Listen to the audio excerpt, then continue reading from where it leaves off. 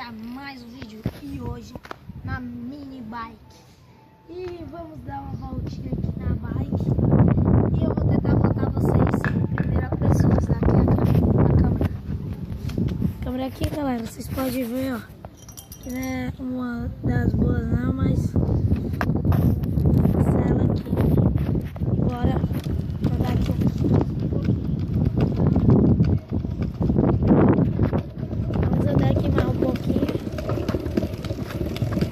Nossa motinha aqui, ó. Opa!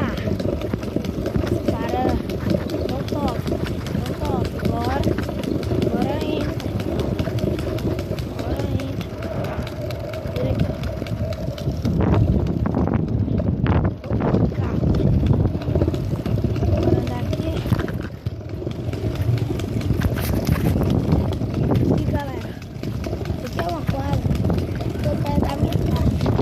Parar aqui pra gente uma quadra. Ela tem pé da minha casa.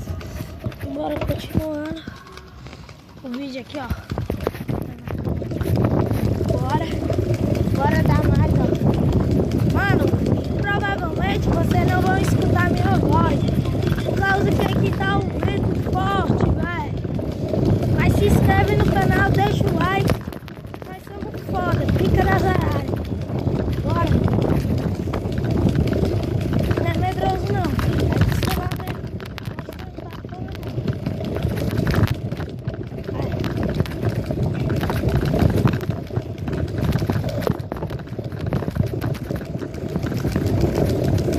Bora, velho. Cara, olhando ali. Mas bora, velho. Vamos continuar aqui, ó. Bora. Agora aqui é a avenida. Aqui é a avenida, então. Opa. Imagina. Atravessar aqui. Bora. Bora que vai ser aqui, família. Bora. Eu disse que eu ia fazer e fiz, ó. Like, vlog.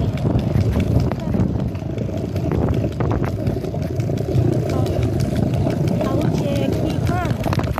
Tô pensando em ir mais pra longe. Depois. Se meu canal bateu 100 inscritos, eu vou até o shopping de bike. Então bora. Bora.